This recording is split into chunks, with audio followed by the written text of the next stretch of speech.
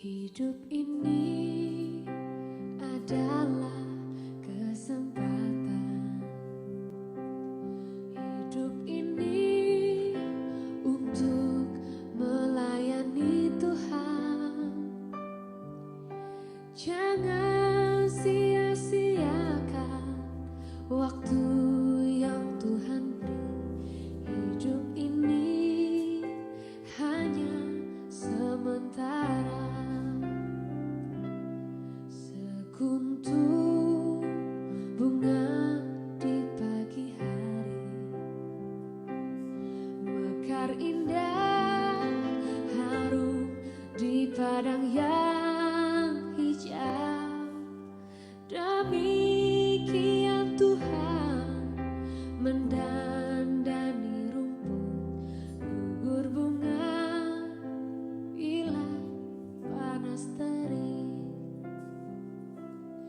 Oh Tuhan, pakailah hidupku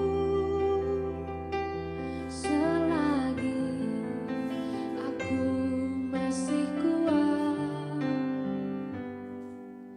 Bila saatnya nanti ku tak berdaya lagi, hidup ini sudah jadi berkah.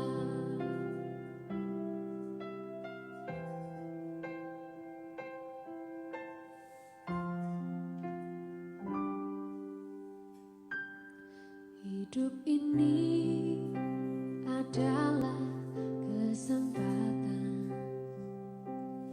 Hidup ini untuk melayani Tuhan. Jangan sia-siakan waktu yang Tuhan beri. Hidup ini hanya sementara.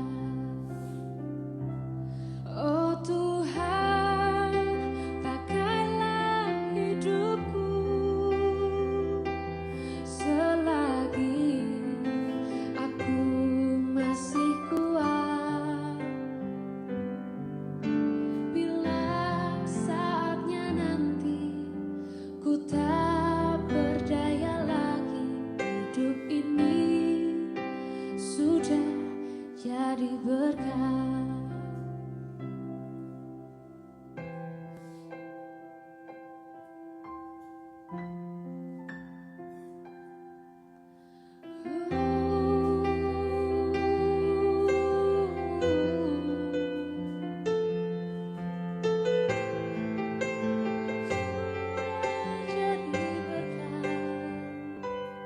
Oh Tuhan, pakailah hidupku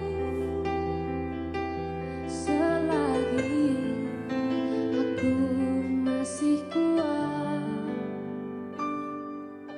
Bila saatnya nanti ku tak berdaya lagi, hidup ini sudah jadi berkah. Hidup ini sudah jadi berkah.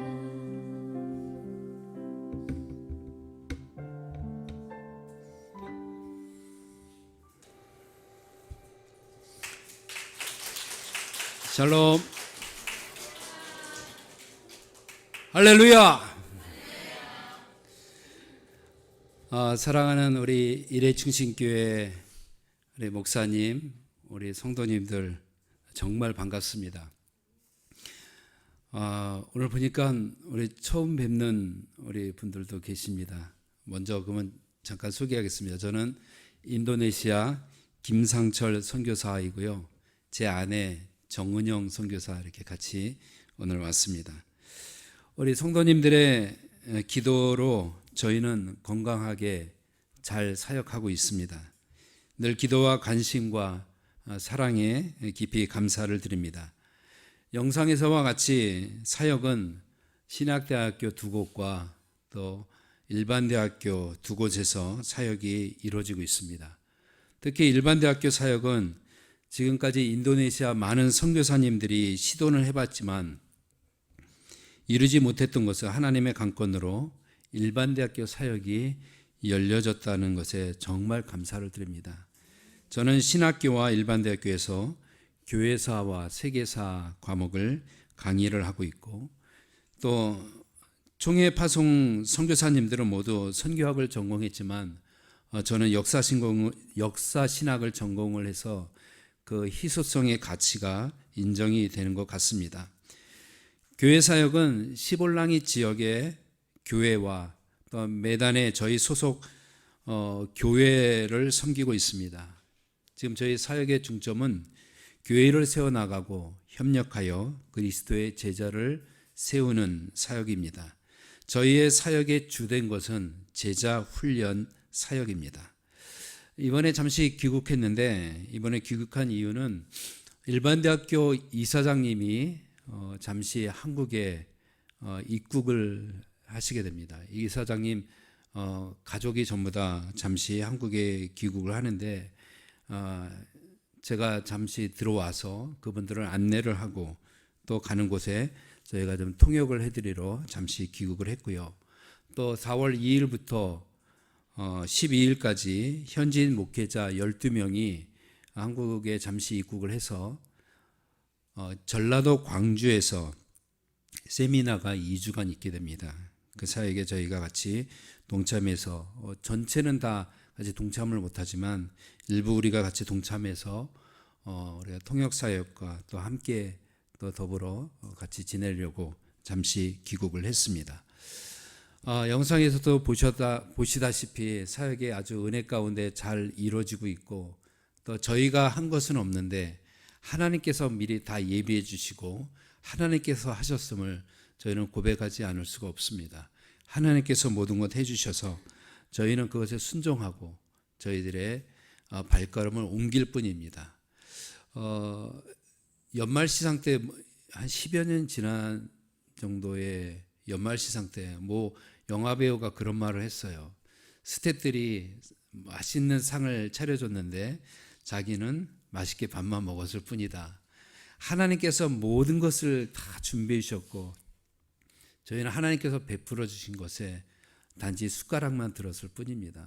모든 것 함께 하신 우리 하나님 앞에 영광을 돌리고, 또 기도해 주신 우리 사랑하는 우리 일회충신교회 우리 성도님들께 다시 한번 감사를 드립니다. 우리 일회충신교회가 함께하지 않았다면 모든 사역이 잘 이루어지지 못했을 겁니다. 항상 기도해 주시고 사랑으로 협력해 주셔서 정말 감사를 드립니다.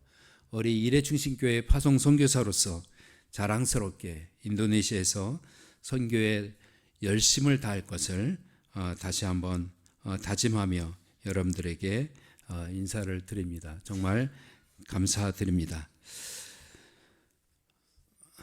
오늘 이것으로 마칠까요? 그래도 목사로서 또 선교사로서 하나님께서 세워주신 이 단상에 잠깐 섰는데, 또 하나님의 말씀을 또 나누지 않을 수는 없지 않습니까? 하나님의 말씀을 잠깐 나누는데, 제가 인도네시아에서 학생들에게 교회사를 가르치다 보니까 중세 종교개혁 시대의 세계사를 다시 한번 보게 됐습니다. 종교개혁 이전과 이후에 나타난 시대적, 정치적, 종교적 내용들이었어요. 16세기에 있었던 카톨릭과 개신교 사이에 있었던 일들을 한번 살펴보게 됐습니다. 그런데 저를 아주 흥미롭게 한 개신교의 한 부류가 있었어요. 유럽 세계사에 나타난 위그노라는 그런 한 부류입니다. 위그노는 프랑스의 프로테스탄트, 즉 개신교 신자들을 통틀어서 일컫는 말을 위그노라고 합니다.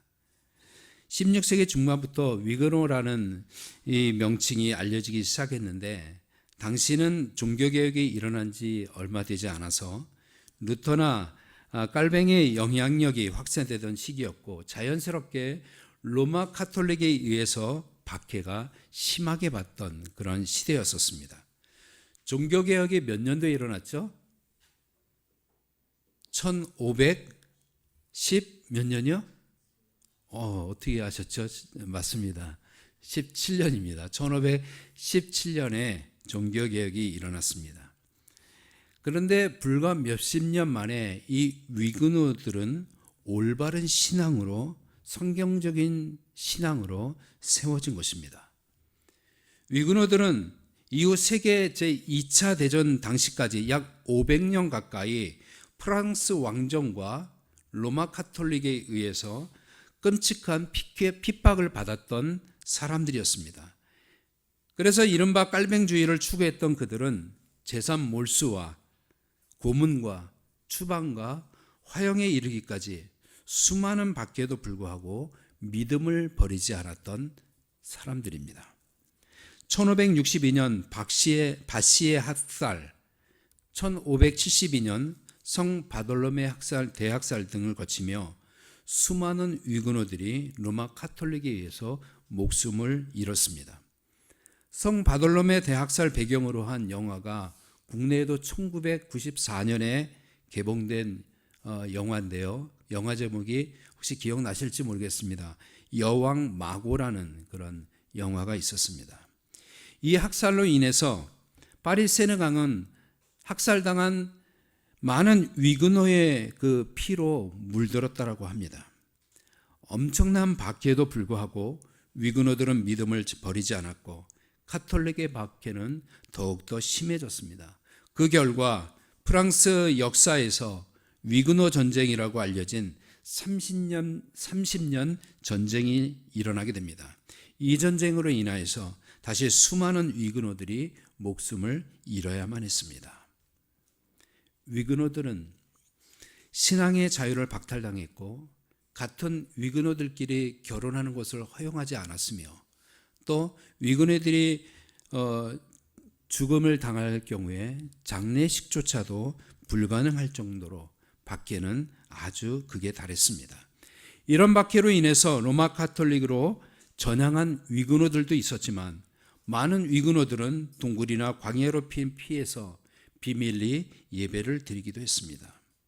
수세기에 걸친 무자비한 박해 속에서도 이 위그노들은 믿음을 버리지 않고 온전한 예배자의 삶으로 살며 신앙을 보존해 지금에까지 이르게 되었다는 것이죠.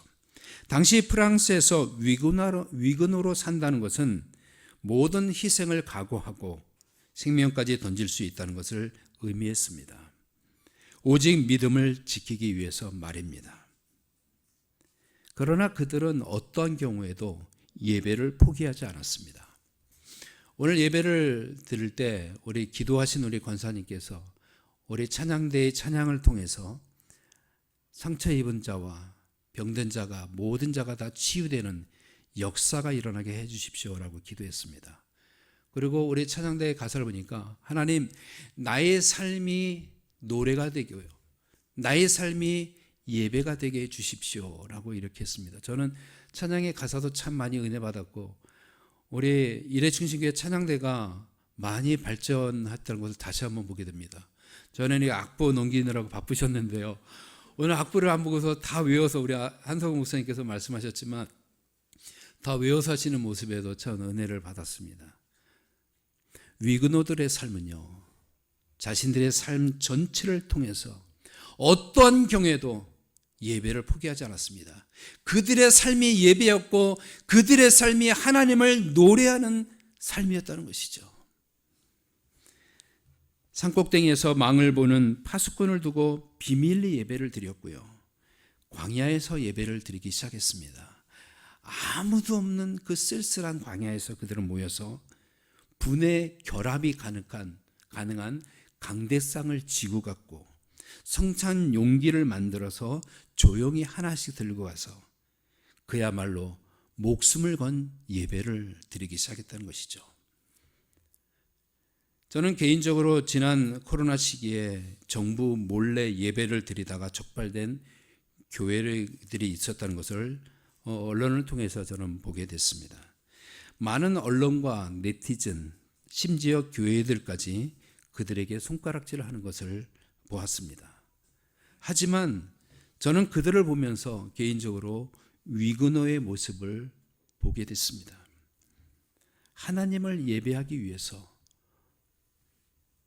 코로나 바이러스가 극심한 그 상황 속에서 숨어서라도 하나님을 예배하고자 했던 그들의 삶, 목숨을 걸고서 예배를 드리려고 했던 그들의 삶이 오히려 부럽기도 했습니다. 물론 정부의 방침에 협조해야 되는 것은 당연한 이치입니다. 하지만 우리 신앙적으로 바라볼 때 주님을 향한 저들의 뜨거운 신앙이 부러운 것은 어쩔 수 없었던 것입니다. 오늘 현재 우리가 살아가는 이 시대에서 이 위근호들의 삶은 우리에게 시사하는 바가 굉장히 큽니다. 우리는 지난 3년간 코로나 바이러스로 인한 팬데믹으로 대면 예배를 대신 온라인 예배를 통한 비대면 예배를 드렸습니다. 코로나의 위협과 종교적 탄압이라는 서로 내용은 다르지만 위근호들과 우리들과의 동일한 어떠한 질문을 우리가 살펴보면 삶과 죽음 앞에 우리의 신앙은 어디에 있는가? 이런 동일한 질문을 한번 생각해 보게 됩니다. 위근호들은 어떻게 생명을 걸고 믿음을 지킬 수 있었을까요? 500년이나 박해를 받으면서 그 프랑스 국민으로 프랑스 땅에 살아가면서 어떻게 그렇게 믿음을 지킬 수 있었을까요? 최근 위근호 전문가인 우리 총회파송 성원영 우리 선교사님은 위근호에게 배워야 될 10가지 교훈에 대해서 이렇게 이야기한 것이 있습니다. 제가 읽어드리겠습니다. 용기를 내라. 고난을 감당하라. 저항하라. 디아스포라의 삶을 살라. 개혁자로 서라. 똘레랑스를 하라. 똘레랑스라의 뜻은 관용하라, 배려하라라는 뜻입니다. 5개의 솔라를 기억하라. 참된 프로테스탄티즘을 추구하라. 교회를 교회되게 하라. 주 안에서 행복하라. 여기서 주목되는 점이 위근호들의 저항 정신입니다. 그들은 믿음을 지키기 위해 모든 비본질적인 것들, 즉 믿음의 반대편에 있는 것들에 대해서 생명을 걸고 저항을 했습니다. 1557년 위근호들이 생자크 거리에 있는 한 건물에 숨어서 예배를 드리다가 로마 카톨릭에 의해 모두가 체포가 되는 일이 있었습니다. 약 120명의 위근호들이 감옥에 갇히게 됩니다. 그들은 지하 감옥에서도 기도하기를 그치지 않았습니다. 그들 가운데 9명이 화형을 당하게 됐는데 그 9명 모두 당당하게 믿음을 선포하며 불길로 들어갔다고 합니다.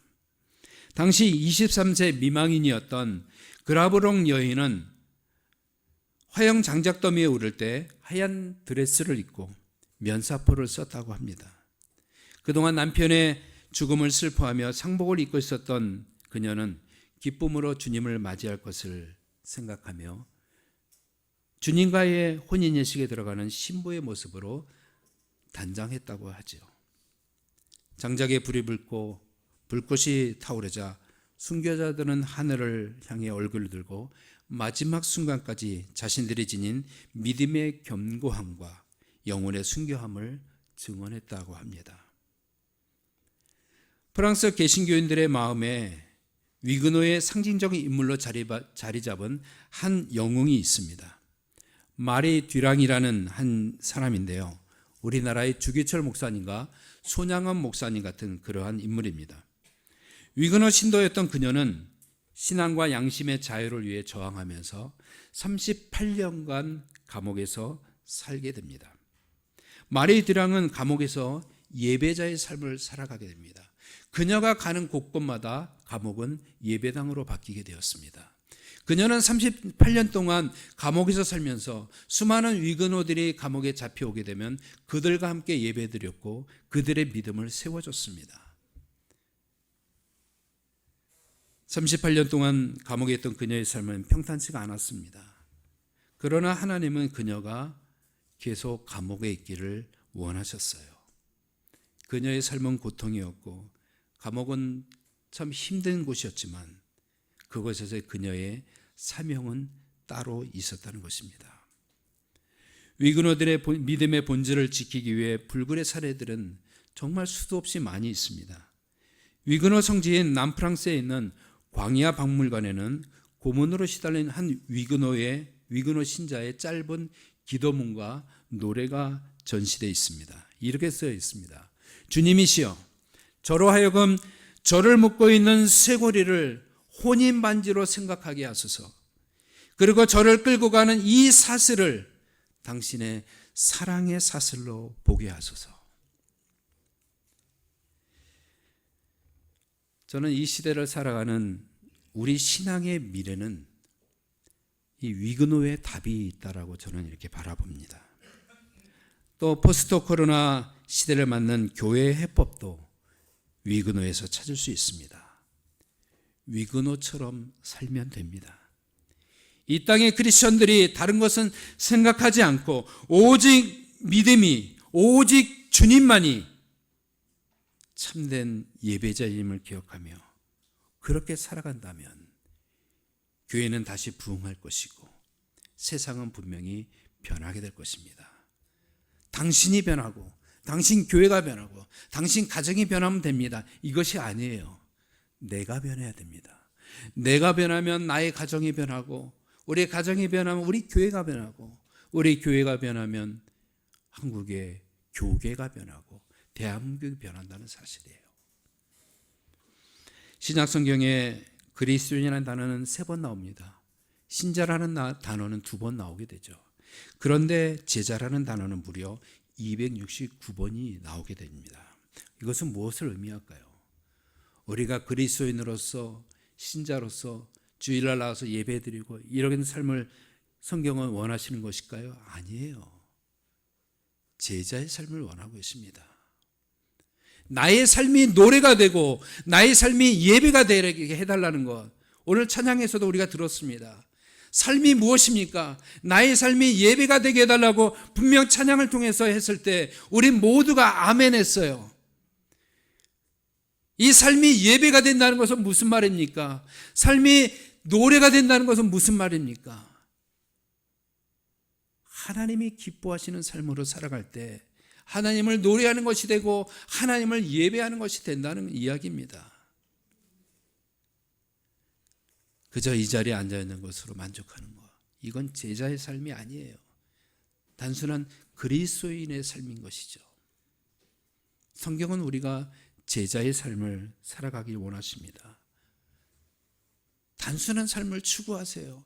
복잡하게 생각하면 안 됩니다. 성경 말씀대로 예수님처럼 살아가면 됩니다. 예수님께서 말씀하신 대로 오늘 우리의 삶을 드리면 되는 거예요. 예배자로 삶을 살아가면 되는 겁니다. 거룩을 추구하면 되는 거예요. 세상이 감당치 못할 사람은 누구일까요? 경건하게 살고자 하는 사람은 반드시 핍박받는 것이 성경의 이치입니다. 내가 핍박을 피하려는 것은 무엇 때문에 피하려는 것일까요?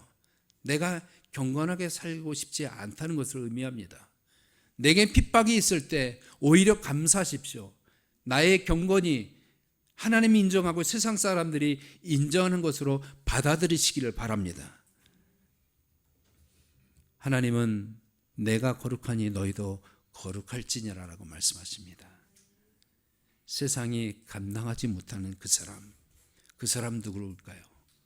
거룩한 사람들입니다. 누가복음 9장 23절에 아무든지 나를 따라오려거든 자기를 부인하고 날마다 제 십자가를 지고 나를 따를 것이니라라고 이렇게 말씀하십니다.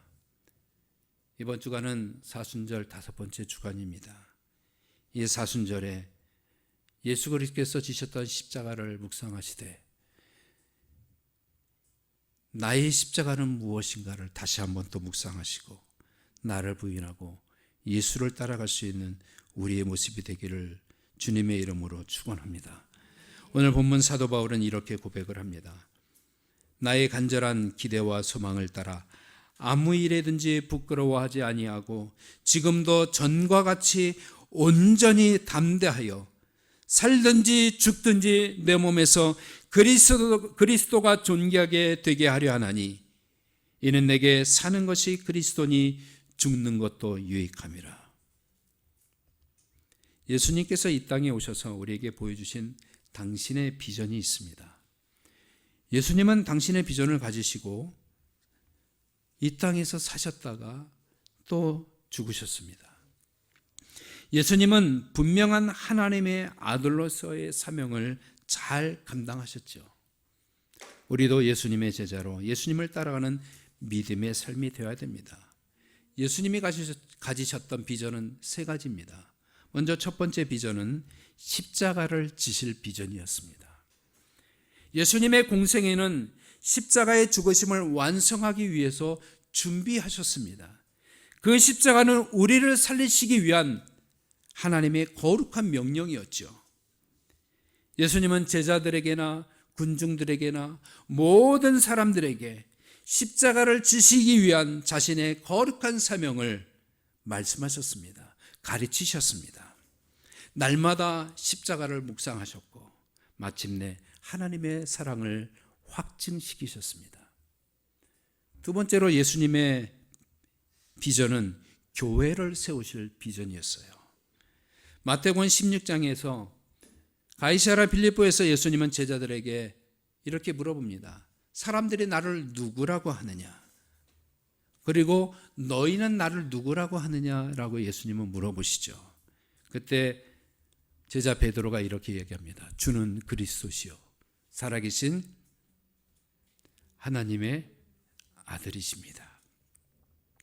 그때 예수님은 마침내 그 베드로의 고백을 들으시고 이렇게 말씀하십니다. 내가 반석 위에 교회를 세우겠다라고 말씀하십니다. 예수님의 비전은 이 땅에 당신의 교회를 세우시기 위한 비전을 가지고 계셨습니다. 교회는 유형의 교회와 무형의 교회가 있습니다. 유형의 교회는 예배당입니다.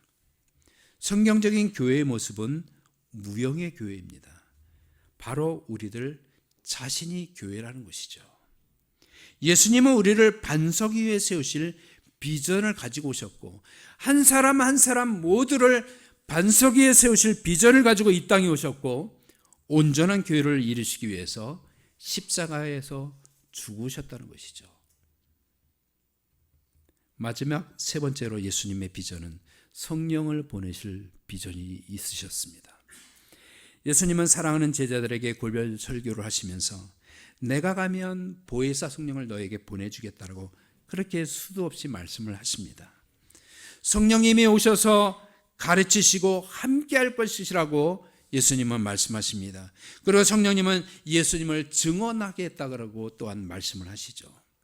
예수님의 비전은 성령님을 보내시는 것이었습니다. 성령님은 각 사람의 중심에 계셔서 우리를 또한 충만하게 하십니다. 성령으로 말미암아 살게 만드시죠. 오늘 우리의 그러한 삶이 예수님의 비전에 맞춰서 살아갈 수 있는 우리 모두가 되기를 원합니다.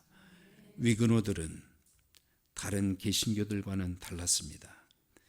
그들은 예수님의 비전을 알았기 때문에 비전대로 살아가기를 원했던 사람들이었어요.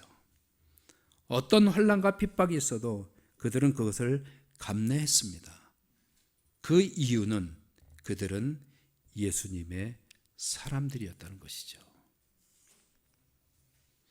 위그노는 신앙을 지키기 위해 죽음을 두려워하지 않았습니다. 고통을 무서워하지 않았습니다.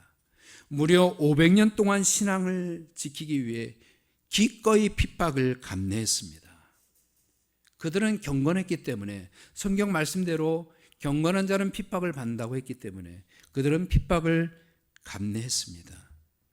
예수님처럼 살아가고자 원했던 제자의 삶을 살아갔다는 것이죠.